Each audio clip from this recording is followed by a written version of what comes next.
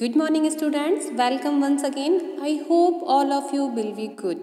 बच्चों, आज हम कक्षा 5 की हिंदी व्याकरण पुस्तक वनिशा का पाठ 17 मुहावरे एवं लोकोक्तियों का अध्ययन करेंगे।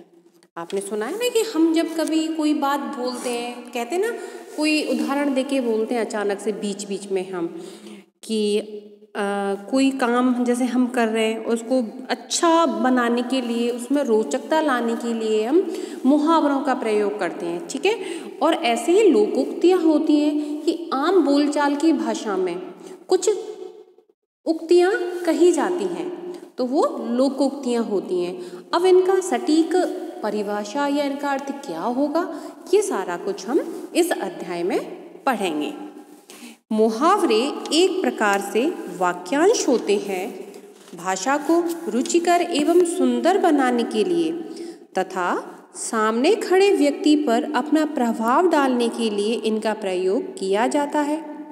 जहाँ मुहावरों के प्रयोग से भाषा प्रभावशाली बनती है, वहीं उसमें रोचकता एवं चित्रात्मकता भी दृष्टिगत होती है, परंतु स्वतंत्रता पूर्वक इनका प्रयोग नहीं किया जाता है, ठीक है। क्या स्वतंत्र रूप से इनका प्रयोग नहीं होता है। इनका प्रयोग भाषा को प्रभावशाली और उसमें रोचक बनाने के लिए किया जाता है। यानी कि हम जो कोई चीज़ पढ़ते हैं तो उसके बीच में हम मुहावरों का प्रयोग कर सकते हैं। अब आती है मुहावरे की परिभाषा क्या है। ऐसे वाक्यांश जिनका प्रयोग कुछ विशेष अर्थों के लिए किया जाता है, उसे हम मुहावरा कहते हैं। ठीक है बच्चों, आपको यहाँ तक समझ में आया। चलो अब आगे बढ़ते हैं और कुछ प्रचलित मुहावरे एवं उनका प्रयोग देखते हैं कि मुहावरों का अर्थ क्या है और उनका प्रयोग हम किस प्रकार से कर सकते हैं, ठीक है। तो पहला जो मुहावरा है आपकी पुस्तक में वह है अक्ल पर पत्थर पड़ना। अक्ल पर पत्थर पड़ना, इसका अर्थ है समझ में ना आना। अब इसका वाक्य में प्रयोग कैसे करेंगे। तुम्हें कितनी बार समझाया है कि पढ़ना आवश्यक है, पर तुम्हारी अक्ल पर तो पत्थर पड़े हैं। अब यहाँ पर आया अक्ल पर पत्थर पड़े होना, तो यहाँ पर क्या हो गया, मुहावरे का प्रयोग किया है हमने। दूसरा मुहावरा है अक्ल का दुश्मन। अक्ल का दुश्मन होना यानी कि मूर्ख होना। वाक्य में प्रयोग, रोहित कोई काम ठीक से नहीं करता, वह तो अक्ल का दुश्मन है, ठीक है। अब है अपना उल्लू सीधा करना, यानी कि स्वार्थ सिद्ध करना, यानी कि अपना मतलब निकालना। उल्लू सीधा करना, अपना उल्लू सीधा करना यानी कि अपना स्वार्थ सिद्ध करना, या फिर दूसरे शब्दों में बोले तो अपना काम निकालना। आजकल के नेता देश सेवा के नाम पर अपना उल्लू सीधा करते हैं। अब अगला है अपने पैरों पर खड़े होना। इसका अर्थ है आत्मनिर्भर होना। आजकल अपने पैरों पर खड़ा होना अत्यंत मुश्किल कार्य है। ये हो गया वाक्य में प्रयोग। अब है आस्तीन का सांप। इसका अर्थ होता है धोखेबाज होना, ठीक है, धोखेबाज मित्र या धोखेबाज होना। मैंने राजू पर विश्वास किया, परंतु वह तो आस्तीन का सांप निकला, यानी कि वह धोखेबाज निकला। ईद का चांद होना, बहुत दिनों बाद दिखाई देना। शादी के बाद राघव ईद का चांद हो गया है। हम कहते हैं ना कि कोई हमें बहुत दिनों के बाद दिखा, अरे भाई आज तुम तो ईद का चांद हो गए हो, यानी कि तुम दिखाई नहीं देते हो, बहुत दिनों के बाद दिखाई दे रहे हो। कान पर जूं ना रेंगना, तनिक भी ध्यान ना देना, यानी कि कोई असर ही ना होना। लाख समझाने पर भी ना पढ़ने वाले छात्रों के कान पर जूं नहीं रेंगी। अब है घी के दिए जलाना, यानी कि खुशियां मनाना। रामचंद्र जी के वनवास से लौटने पर अयोध्या वासियों ने घी के दीपक जलाए, अर्थात खुशियां मनाई। अब है चिकना घड़ा, असर ना होना। देखा है, ये चिकना घड़ा होता है, उसमें पानी डालो तो वो रुकता ही नहीं, नीचे खिसक के चला जाता है। उसी प्रकार से उसे समझाने का कोई फायदा नहीं, वह तो कैसा है, चिकना घड़ा है, अर्थात उस पर कोई बात असर ही नहीं करती है। जान पर खेलना, प्राणों को संकट में डालना। सैनिक देश के लिए जान पर खेल जाते हैं। काला अक्षर भैंस बराबर, यानी कि बिल्कुल अनपढ़। बिना पढ़े लिखे व्यक्ति के लिए तो काला अक्षर भैंस बराबर है। टांग अड़ाना यानी कि दखल देना, मेरा मित्र हर किसी के काम में टांग अड़ाता है। कोल्हू का बैल यानी कि बहुत अधिक मेहनती। देखा है अपने कोल्हू का बैल, बेचारा वो दिन भर चलता रहता है, हमेशा ही मेहनत करता रहता है वो। इस इमारत को बनाने में मजदूरों ने कोल्हू के बैल की तरह काम किया। आकाश के तारे तोड़ना असंभव कार्य करना। सरकारी अफसर से काम करवाना आकाश के तारे तोड़ने के समान है। अगला मुहावरा है एड़ी चोटी का जोर लगाना, यानी कि भरसक प्रयास करना या भरसक मेहनत करना, यानी कि अत्यधिक मेहनत करना। मैच जीतने के लिए हमने एड़ी से चोटी तक का जोर लगा दिया। आंखों में धूल झोंकना यानी कि धोखा देना। चोर पुलिस की आंखों में धूल झोंक कर फरार हो गया। आंखें खुलना, होश आना। एक बार धोखा खाकर मेरी आंखें खुल गईं। आंखें फेर लेना, प्रतिकूल होना।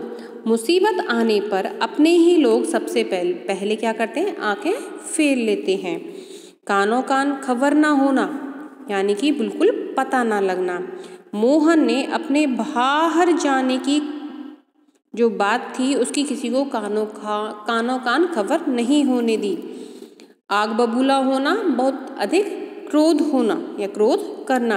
मेरे फेल होने पर मेरे पिता आग बबूला हो गए। ये क्या हो गया? इसका वाक्य में प्रयोग हो गया। 9-2-11 होना एक बहुत ही प्रसिद्ध मुहावरा है। 9-2-11 होना यानी कि भाग जाना। मालिक के आते ही नौकर क्या हो गया? 9-2-11 हो गया।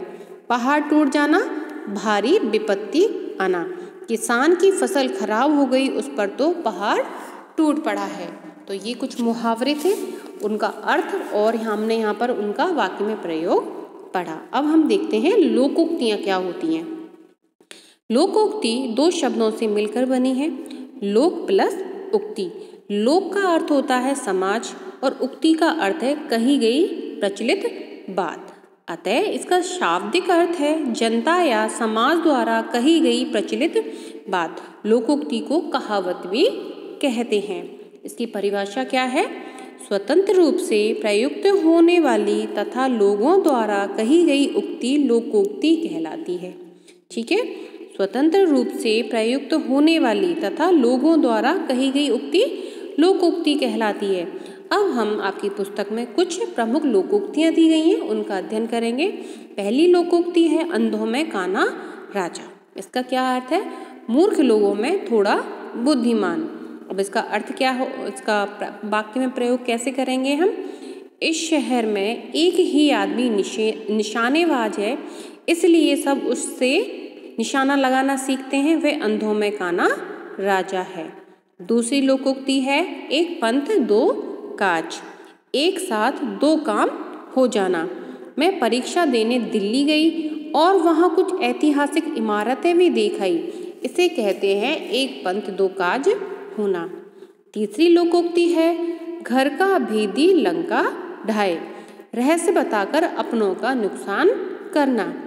अपने पड़ोसी को सारी बात बताकर मैंने वही किया, घर का भेदी लंका ढाए। जैसी करनी वैसी भरनी, कर्म के अनुसार फल मिलना। आलोक ने अपना सारा पैसा गलत कार्यों में उड़ा दिया, अब वह कंगाल हो गया है। इसी को कहते हैं जैसी करनी वैसी भरनी। पांचवा है एक करेला दूजा नीम चढ़ा। एक दोष के साथ दूसरा भी आ जाना। राजीव का भाई सिगरेट पीता था, अब जुआ भी खेलने लगा। इसे कहते हैं एक करेला दूजा नीम चढ़ा। अब पछताए होत क्या जब चिड़िया चुग गई खेत, यानी कि अवसर बीतने पर पछताना व्यर्थ है। तुमने पूरे साल पढ़ाई नहीं की, अब फेल हो गए हो, परंतु अब पछताए होत क्या जब चिड़िया चुग गई खेत। जिसकी लाठी उसकी भैंस, यानी कि बलवान की ही जीत होती है, यानी कि जो शक्तिशाली होता है उसी की जीत होती है। साहूकार ने किसान का मकान हड़प लिया। किसी ने ठीक ही कहा है, जिसकी लाठी उसकी भैंस, यानी कि जो ताकतवर है उसी की चलती है। आम के आम, गुठलियों के दाम, यानी कि दोहरा लाभ होना। लखनऊ जाकर ताऊ जी को भी देख लो और सारा मॉल भी घूम लो। आम के आम, गुठलियों के दाम। अब है ऊँट के मुंह में जीरा, जरूरत से कम देना। पहलवान के लिए इतना ही खाना, यह तो वही बात हुई ऊँट के मुंह में जीरा। चिराग तले अंधेरा, अपनी कमी ना दिखना। कार्तिक को सिर्फ अपने दोस्तों में कमी नजर आती है, अपनी बुराइयों को वह नहीं देखता। यह तो वही बात हुई चिराग तले अंधेरा। तो बच्चों, ये थी मुहावरे और लोकोक्तियाँ जिनको मैंने आपको समझाया। तो बच्चों, ये जो मुहावरे लोकोक्तियाँ हैं इनको आप अच्छे से याद कर लेना और जो आपकी वर्क आएगा PDF में उसको अपनी कॉपी में करना है। धन्यवाद।